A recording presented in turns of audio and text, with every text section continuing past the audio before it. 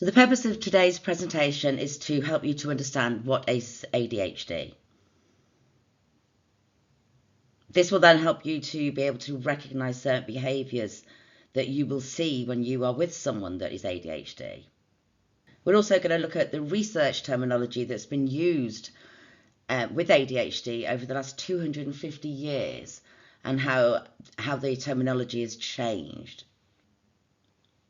And hopefully we can help you to understand that ADHD is not just that naughty child. Now, everything I do say today about ADHD is going to be different for every person here. You know, everyone's got different strengths, different weaknesses. Everyone's got different personalities. You know, are you an extrovert or are you an introvert? Or are you an ambivert, which is someone that does like to socialise, but they can only socialise so much. And also everyone has different resilience levels. Now, resilience is the ability to be able to cope with setbacks and recover from them. Now, you aren't born with these skills, but these skills develop over time. But to build these skills, we need experiences so we can use them and develop them. And it's these skills that are what make ADHD different from person to person. And you'll also find out the reason why you'll hear people say, oh, we're all a little bit ADHD. So first I'm going to go through a bit of the history of the terminology.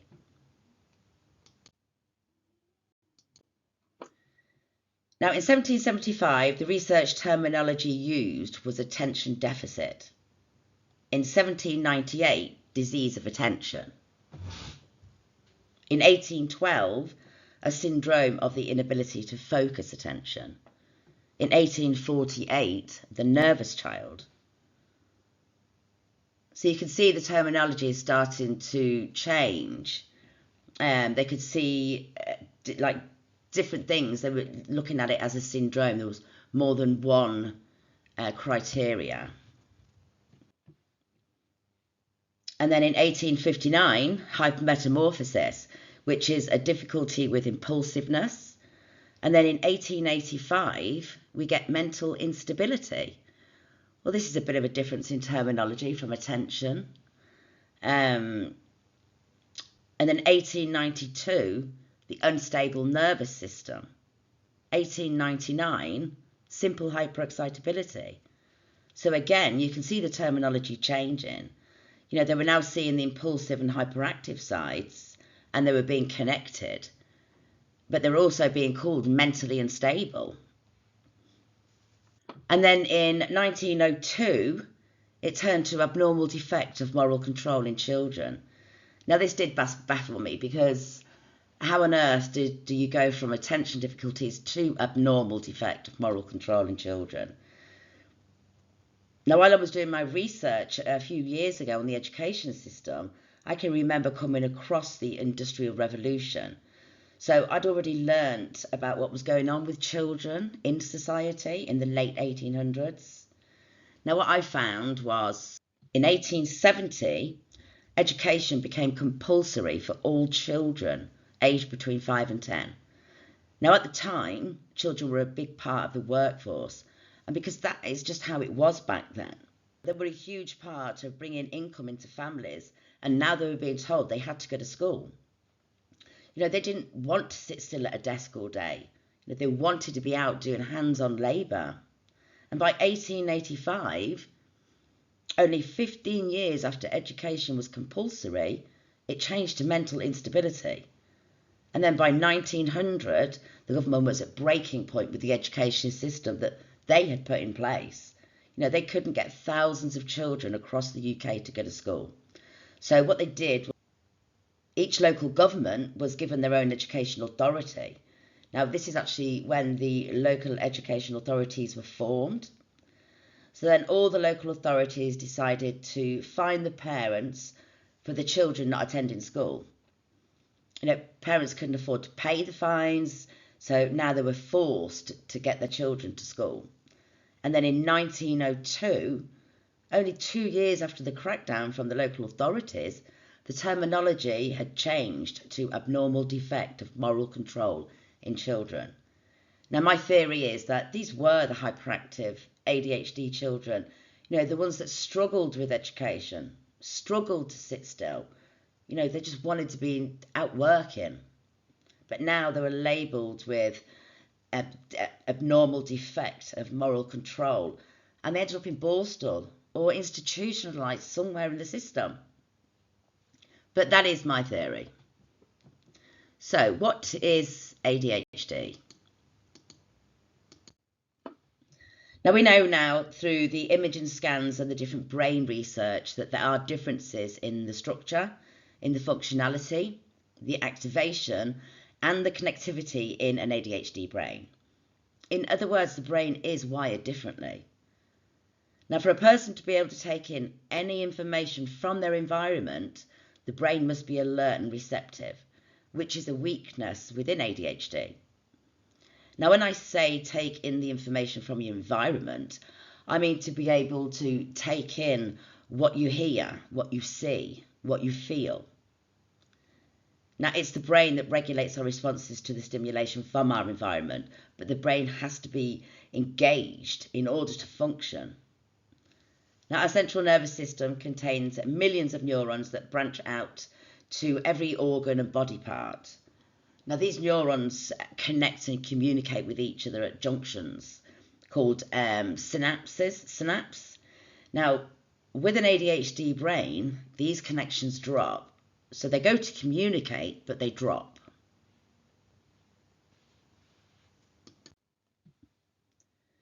Now, within ADHD, you have 3 different types. You have the inattentive type, you have the hyperactive and impulsive type, or you can have the combined type, where you will be both. So you can be very hyperactive, but you can also be very inattentive. But if you are the inattentive type, you will find that you will still have a hyperactive mind. So they're always having hyperactive thoughts. So when you're looking at ADHD, you're looking at inattentiveness, impulsiveness, and hyperactiveness. Nothing else. But alongside of ADHD, you will have difficulty with your executive functioning skills. Now, executive functioning skills are what you need to be able to successfully get through your day. And that's from waking up in the morning, from going to work, going to school, even getting into bed at night. Now, these functions are working memory, flexible thinking, and inhibitory control.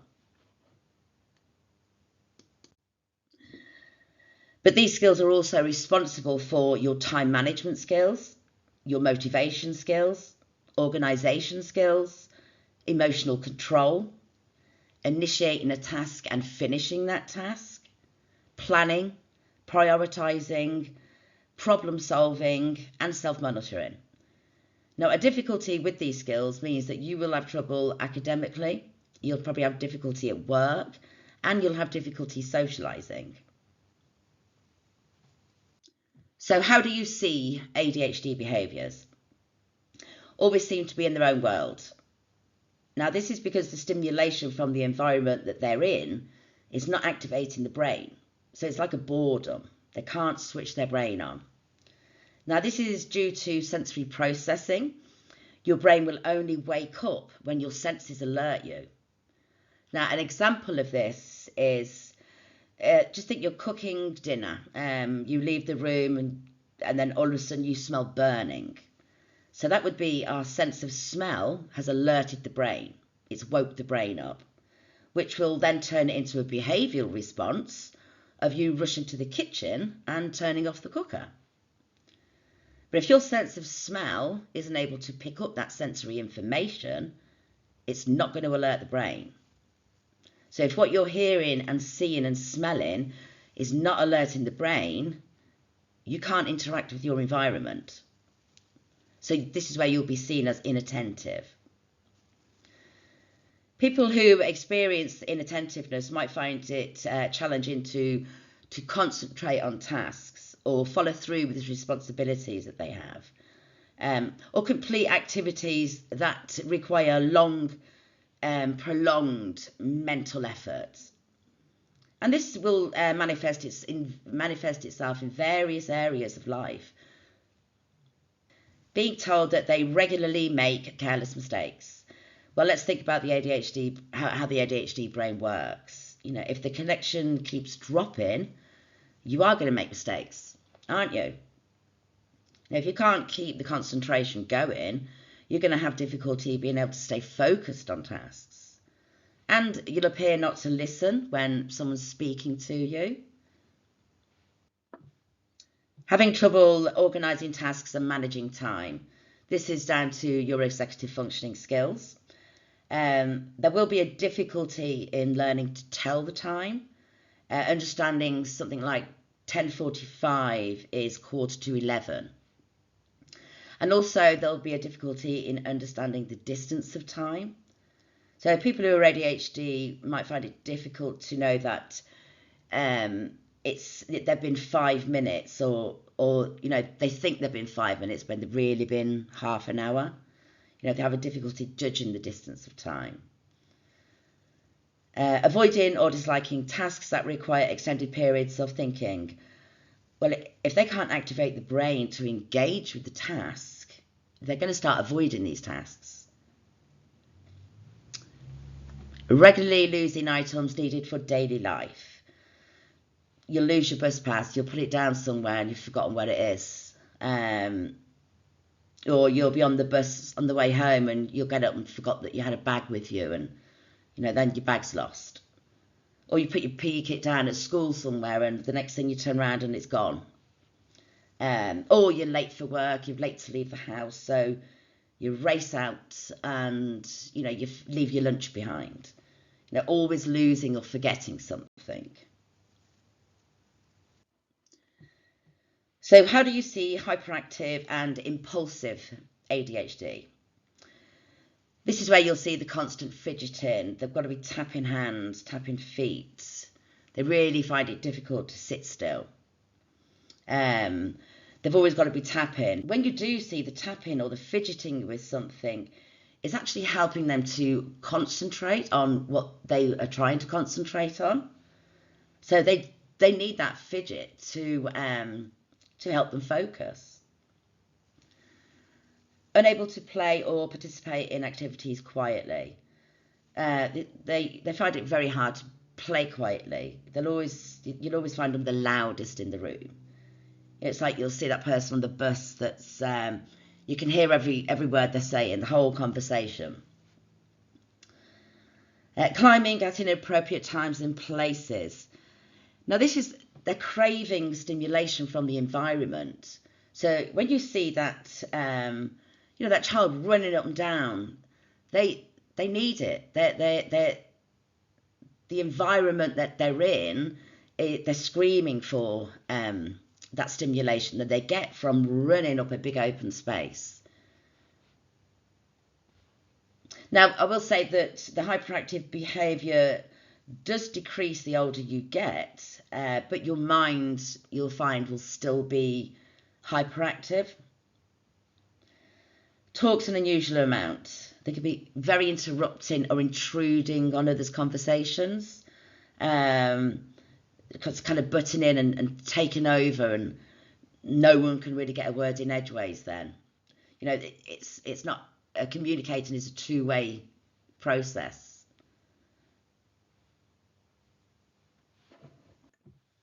Now these are just a couple of little things I've put down to help you get a bit of understanding about. Okay, so an ADHD brain has its own rules. Now, they'll probably come across very stubborn or very defiant, and it's not. They have a difficulty with seeing something a different way. This is down to the very rigid thinking. They can't change the way they see something. They won't change their view. Even when they're told, that they are wrong, they really find it difficult. And again, it's a skill. This is a skill that is not developed. Instant gratification is also quite a big problem within ADHD, as you've got to have everything now. You can't wait for something. This affects your ability to be able to plan for the future. The future's too far away. Everything's got to be the here and now. And no consequences. It isn't like there's no consequences.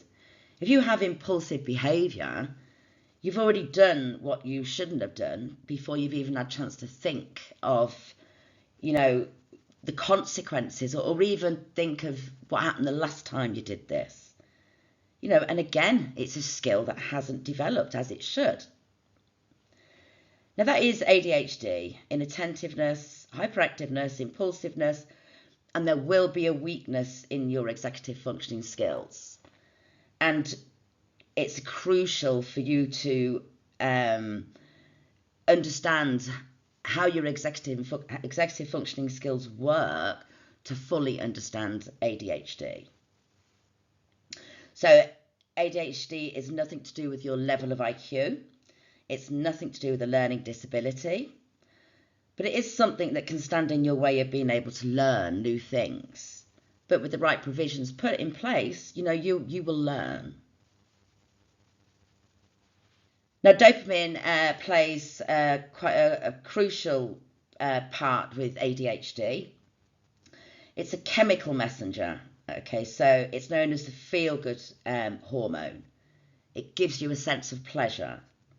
It also allows you to regulate emotional responses. Also gives you the motivation to do something when you're feeling happy. If you're in that good mood, you're going to get more done. You can be more productive. But if you have a low dopamine level, you're always going to feel tired, unmotivated, unhappy. You probably have difficulty with mood swings. Now, as humans, our brains are hardwired to seek out behaviours that release dopamine into our reward system. When you're doing something pleasurable, your brain releases a large amount of dopamine and you feel good. And you seek more of that feeling. So even just looking forward to something, is going to release dopamine. Now, people with ADHD have a dopamine deficiency, so they struggle to get that feel-good factor, causing them to continually search for fun. Now, there is a big link between ADHD and addiction, alcohol and drug addiction. Now, this is because drugs and alcohol cause changes in the brain's reward system.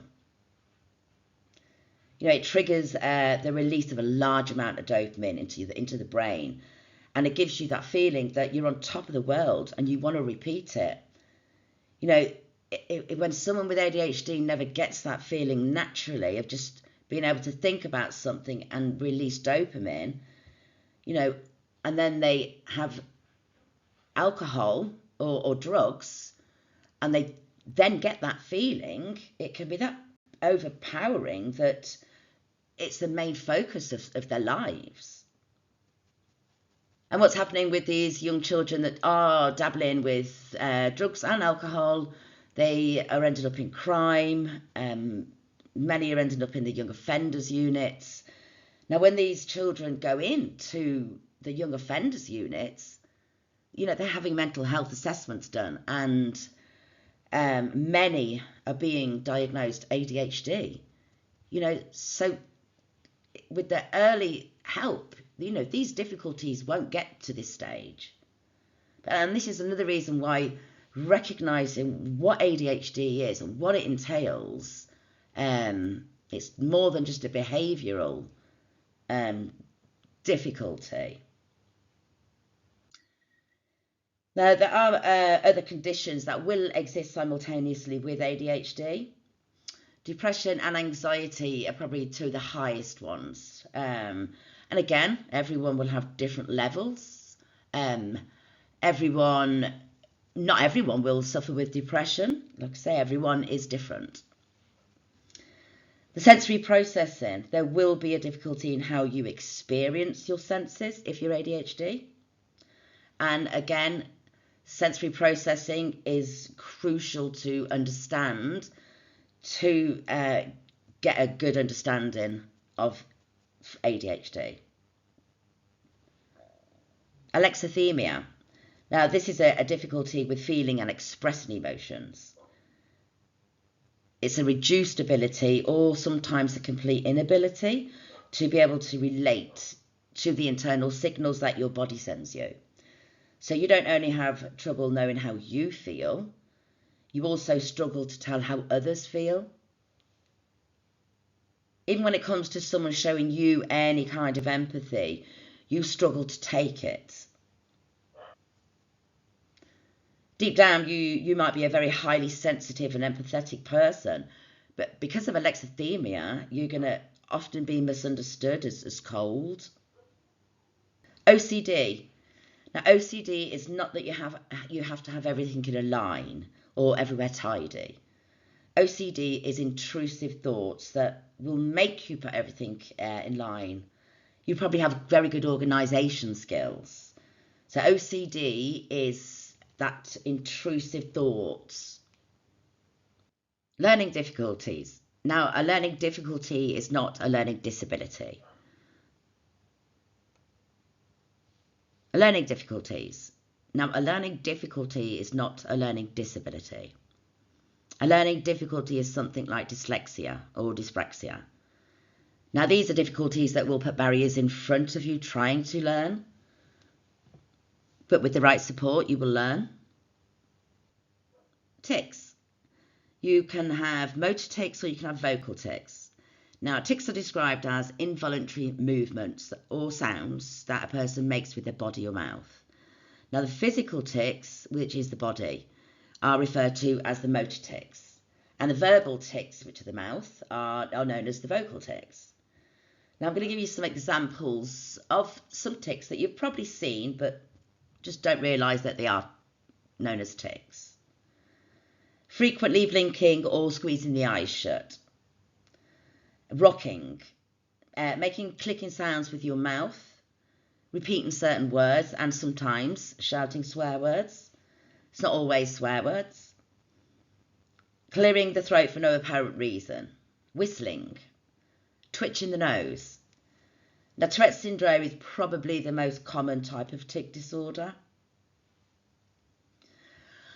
And then we have rejection sensitive dysphoria. RSD is a term used to describe an intense emotional reaction to the perception of any criticism or rejection from others. And it's commonly associated with conditions like ADHD. Now, people experiencing RSD might feel extremely sensitive if they feel they're being criticised by somebody. Now, this sensitivity can trigger strong emotional responses, such as intense sadness, intense anger, extreme anxiety. And this emotional response is also very immediate and can be very overwhelming. Even if it's over something minor or even unintended. Now, unmanaged RSD can lead to suicidal thoughts, which is a reason why it's something that really needs to be known and understood, so that the person that themselves that do have rejection sensitive dysphoria can understand it a bit better.